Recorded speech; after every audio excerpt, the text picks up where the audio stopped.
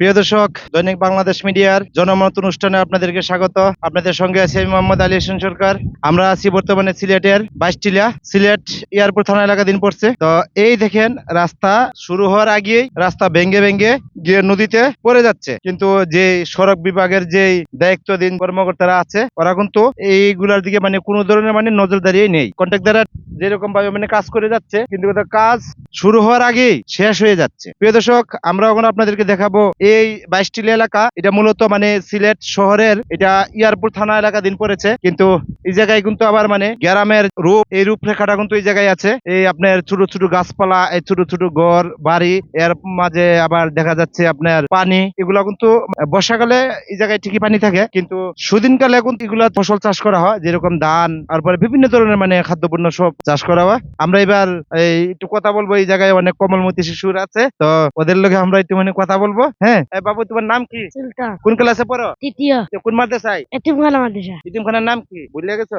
আচ্ছা, কতদিন ধরে পড়ালেখা করতেছো? 2-3 দিন হয়ে ও, এই এলাকা কি তোমাদের এলাকা? এই এলাকায় থাকো? জি না। ঘুরতে আসছো? জি। ভালো লাগে? জি। আর আসতে চাও? জি। এই এলাকা কি আরো উন্নত করলে ভালো লাগবে? জি। তোমার নাম কি? সোহান। তুমি কি ঘুরতে আসছো?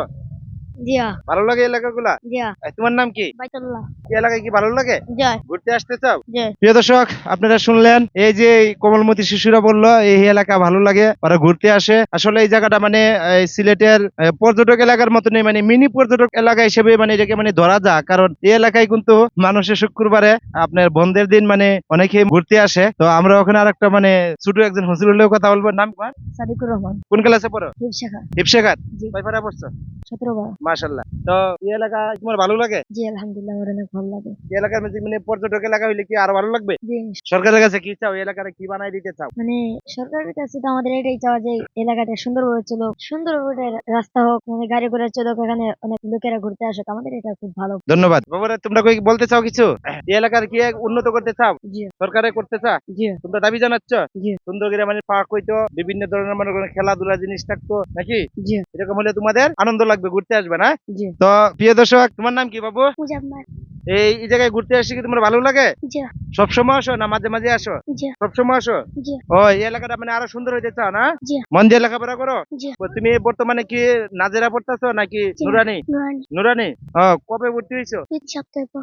তো মন দিয়ে পড়িও। হ্যাঁ জি। প্রিয় দর্শক, এই যে কোমলমতি শিশুরা দেখলেন, ওরা এলাকায় অনেক সময় ঘুরতে আসে, এবং এই এলাকাগুলোর মধ্যে ওইটা আসলে আমার একটা ভালো লাগার জায়গা। অনেকেই চাচ্ছে যেন একটা পর্যটক এলাকা হিসেবে পরিচিত হোক। আমরা ওখানে কথা বলবো। এই এলাকায় যে পর্যটকের যে আসে, ওদেরকে নৌকা দিয়ে ঘুরান। তো এক ভাইয়ের লোক আমরা কথা বলবো। নাম কি আপনার? মোহাম্মদ সংগ্রাম আলী ভুইয়া। আপনার কতদিন ধরে এই জায়গায় নৌকা চালান? আজকে 5 বছরের উপরে হইব। তো এই এলাকায় যে পর্যটকেরা আসলে আপনারা ওদেরকে চাপা দেন, নৌকা দিয়ে কতটুকু দূরে নিয়ে যান? এদিকে আমরা যতটুক যাওয়ার অতটুক আমরা যাই। একবার লাস্ট মাথায় একটা ব্রিজ আছে, এই ব্রিজ দিয়ে আমরা ঘুরে নিয়ে আসি। আর ওইদিকে একটা রাতারগুলের লাগান একটা বাগান আছে, বাগানের দিকে আমরা ঘুরে নিয়ে আসি। তো এইদিকে গেলে আপনারা প্রতি মিনিটে বা প্রতি ঘন্টায় বা কিভাবে ওদের কাছ থেকে আপনারা টাকা নেন? আমরা ঘন্টায় নেই, আবার চক্করে নেই। যেমন ধরেন ওই দিনে বললাম রাতারগুলের এদিকে নিয়ে ব্রিজ দিকে এদিকে আইলে 400 থেকে 500 টাকা নেই। আর ঘন্টা হিসাবে গেলে 600 বা 500, এমনই সমানে, বেশি তো আর নেওয়া যায় না। এক নৌকা 1 ঘন্টার জন্য গেলে 500 বা 600 টাকা আপনারা নির্ধারিত করেন। আর এর বেশিও বলি, এর বেশি বললে 500 বা 600 মধ্যে আটকে যায়। তো আপনার নৌকা দিয়ে প্রতিদিন কত টাকা ইনকাম হয়? এই 1000-1200। এই জায়গায় নৌকা চালাতে গিয়া কোনো লোকেরা এসে আপনাদের কাছে চান্দা আন্দা দাবি করে কিনা? না না, এমন কেউ নাই। আমার নিজের এলাকা, আমার নিজের ঘাট, আমার নিজের জায়গা। কই চাঁদা আদা দাবি করে না? না না, এমন কেউ নাই। আমরা এই ঘাটের মালিক, আমরা সব। এই এলাকা কি আরো সুন্দর ভাবে এলাকা হওয়ার জন্য আপনারা কি সরকারের কাছে দাবি জানান নাকি? অবশ্যই রাস্তাঘাটটা অনেক পাকা হইলে আর একটু ভালো হইতো, তাইলে বসতে পারতো। জায়গাটা একটা ভালো না, রাস্তা ওইদিকে বাইরে করে দিতে।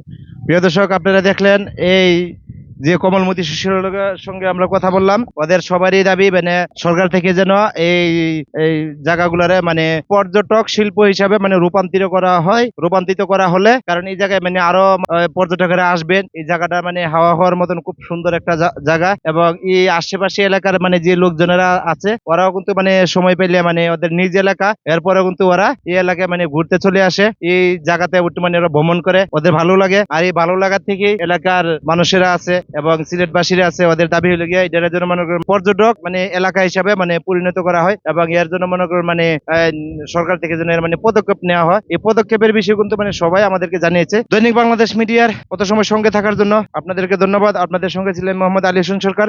দৈনিক বাংলাদেশ মিডিয়া, সত্যের সন্ধানে সারাক্ষণ।